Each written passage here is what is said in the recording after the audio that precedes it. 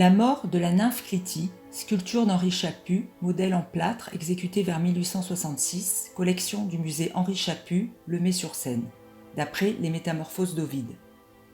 Dans la mythologie grecque, Hypérion est fils d'Ouranos, le ciel, et de Gaïa, la terre.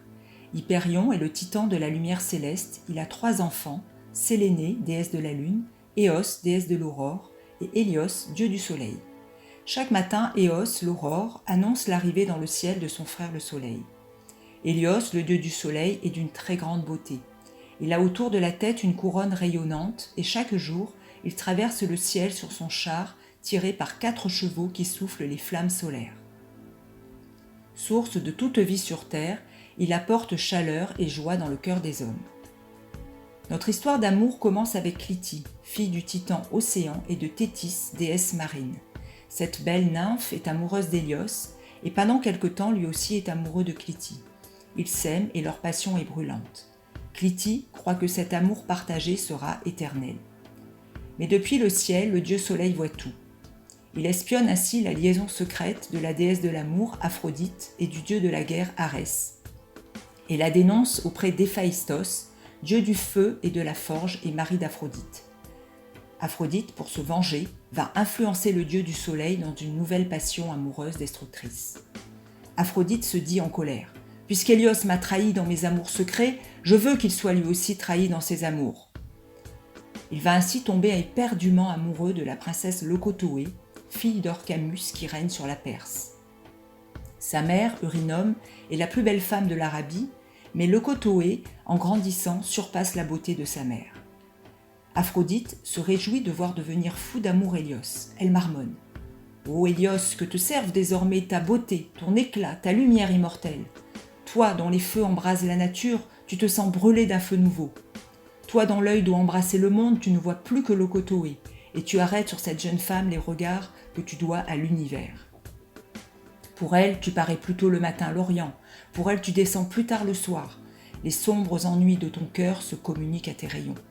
C'est l'amour seul qui produit ta pâleur, tu n'aimes que Leucotoé. » Un soir, le dieu du soleil se décide enfin.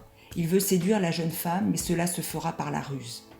À la nuit tombée, Hélios, prenant les traits d'Eurynome, la mère de Leucotoé, se rend au palais de la Belle. Il la voit au milieu des serviteurs qui préparent son coucher à la lueur des flambeaux.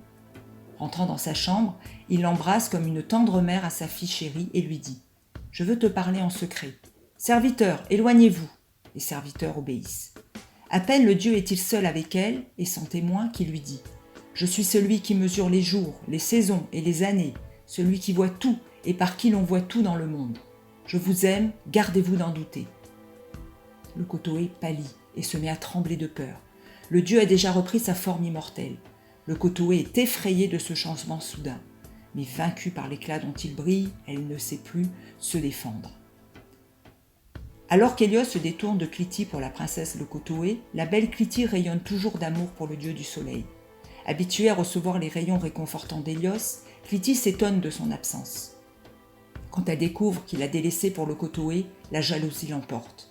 Se sentant trahie, folle de douleur, elle dénonce sa rivale auprès du père de cette dernière, le roi Orcamus.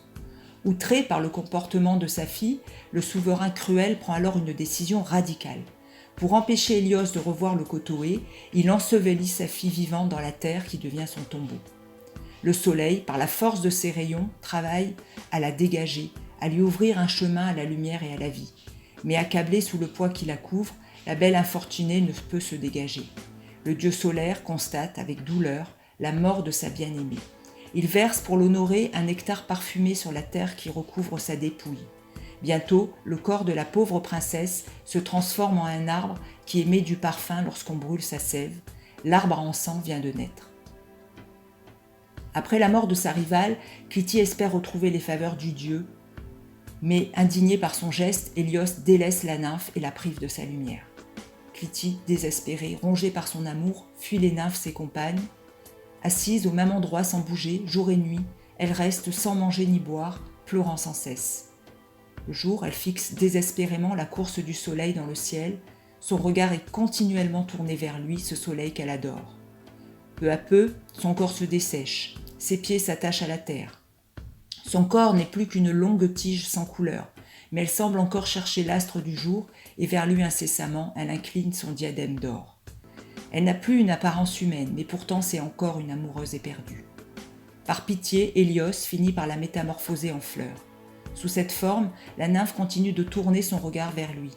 Cette fleur est l'hélianthe, mais elle est plus connue aujourd'hui sous le nom de tournesol, car elle suit la rotation du soleil.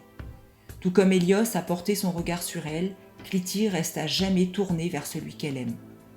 Ainsi, par la vengeance d'Aphrodite, les deux rivales, Clytie et Leucotoé, connaissent toutes les deux un sort tragique et une métamorphose liée à l'astre du jour, le soleil.